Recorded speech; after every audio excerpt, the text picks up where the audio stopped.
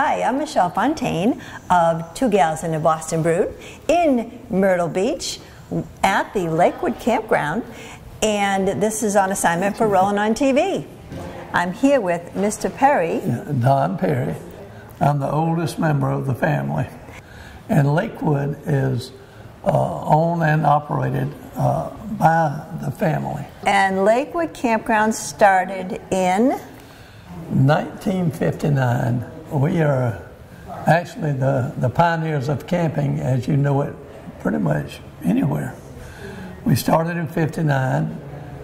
Here we started in Beechwood, which is down the street a little bit. The state park had a large overflow, and they wanted us to build some sites, and so we put in 80 sites. 80? And they filled up the first day. And then we added more sites, and then that same year we purchased this land. So when your father started this, you were 19 years old. Yes, I was the ditch digger and laid the plumbing and what have you. You have many different types of rentals here besides we do. From campers to RVs to villas, and I think there's about a little over 600 of those. And you store RVs. And we store RVs.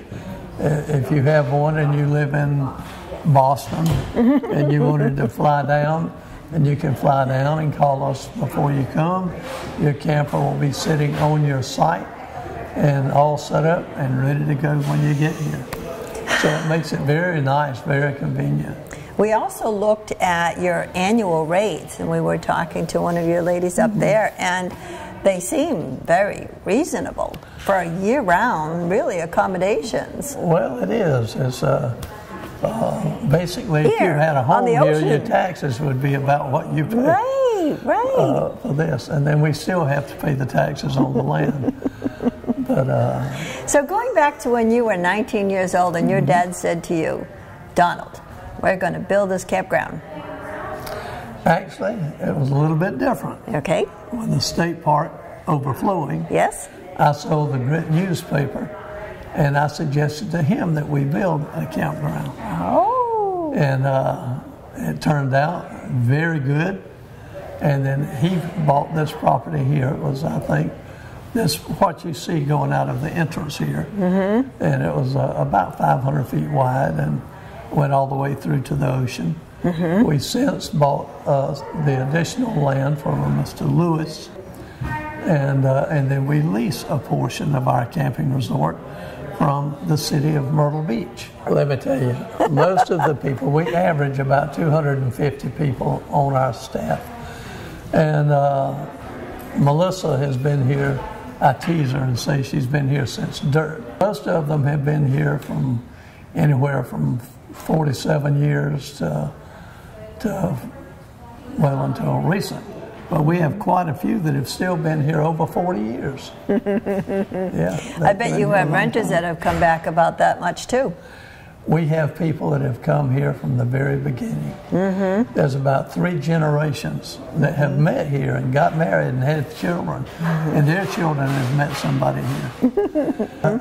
A camper is a family where the dad enjoys being with mom and the children, and that says a lot about a camper.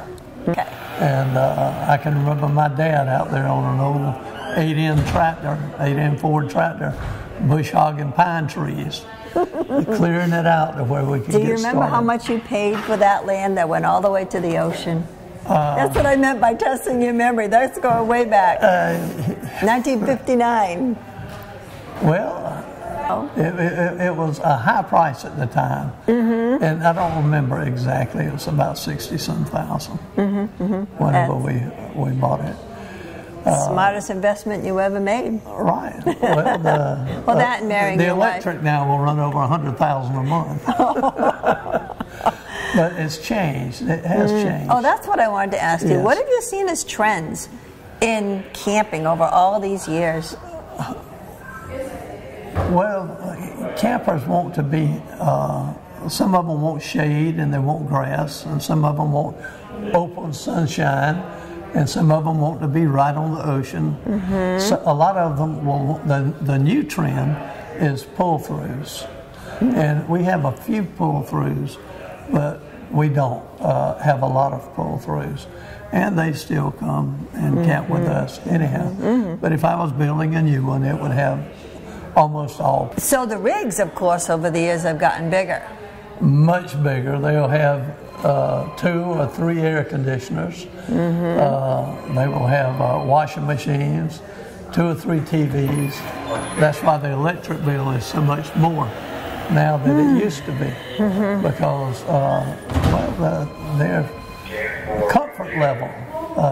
When we started, it was mostly little zipper campers and tents, and you didn't have any water or electricity. Ours did. That's what made us unique. We were the only ones with electric and water at that time. And the other campgrounds evolved after we started. And it was just, it was great to watch them, because it's so many people from all over the United States that like to still come and camp and be with their family. And it's historical. And this is some of our last land on our continental United States. Not just our campground, but the campgrounds at Myrtle Beach.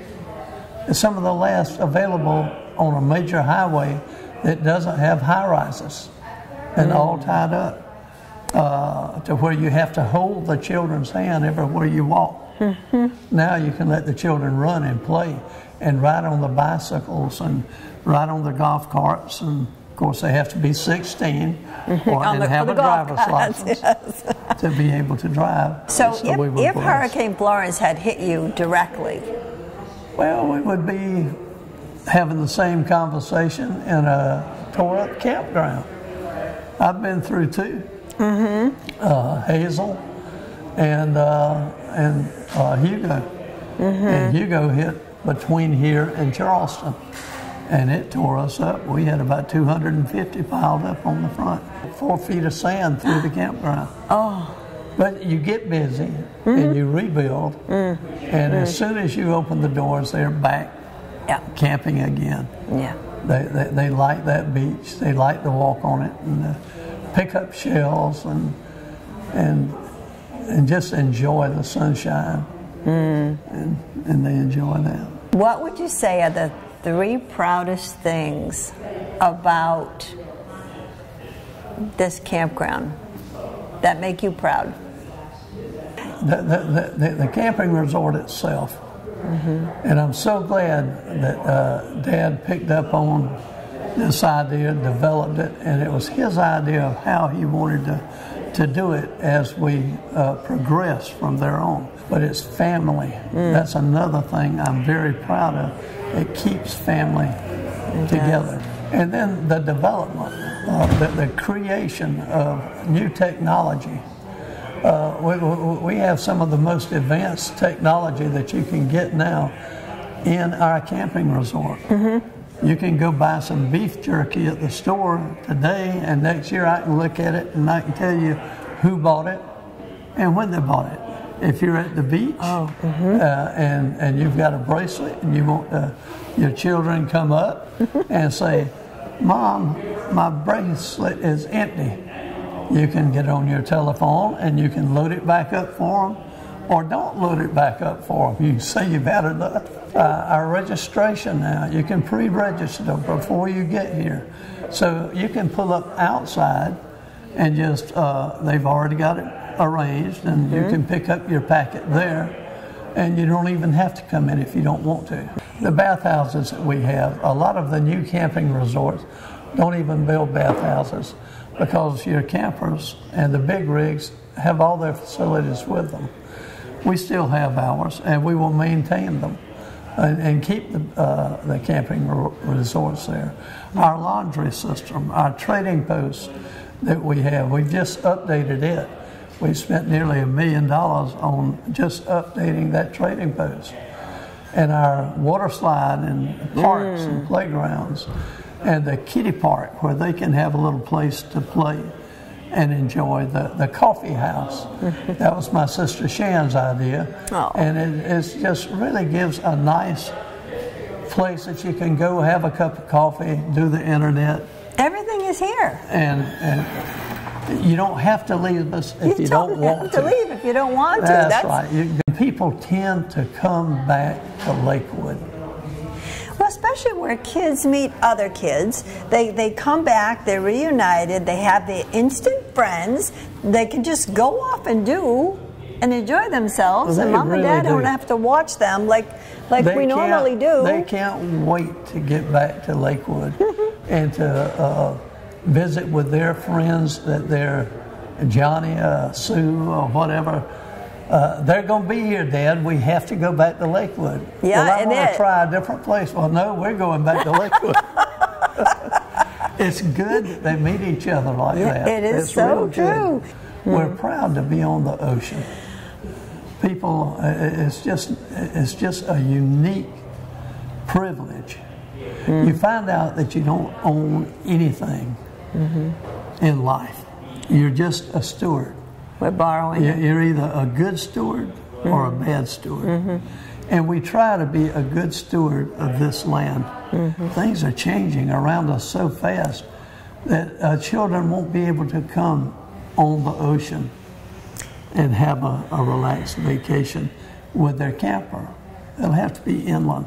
And then Lakewood, I hope, will be here for many, many years after I'm dead and gone, and that our family will still be a part of it, and that we are blessed to be a part of Lakewood Camping Resort right now. Our campground ministry was started here. My sister Barbara runs that ministry now, and Dean Forrest and his family are the pastors. And people will hear the services on Sunday, and some of them will be laying out on the beach, but they will hear the service. Oh. Sure, because it's open air, and we have speakers. Oh. So they're going to hear the singing. They're going to hear the preaching. Oh. Some of them will take it in. Some of them, it will just hit a spot, and they'll think about it, and they'll come up and talk to the preacher. And sometimes some people, well, they'll just pass by. We have our own water system. Oh. And they're about 649 feet deep, each one of the wells. And we have 3 of them. And so we're self-sufficient with that. We have city sewer. And we can also tie on to the city, or the city can tie on to us should they need it. Should the hurricane bring too much salt water up in the rivers where they're getting their water from, and they can tie on to us. And they have some of their own wells as well. Good planning. So it's Good planning. It worked out that way. I don't know about the planning. Thank you so much for your time, Mr. Perry. Well, thank you. It's been such a pleasure to meet you. It has been a pleasure. It really has. It really has. So, Michelle Fontaine on assignment, Rollin On TV at Lakewood Campground in Myrtle Beach. And y'all come see us.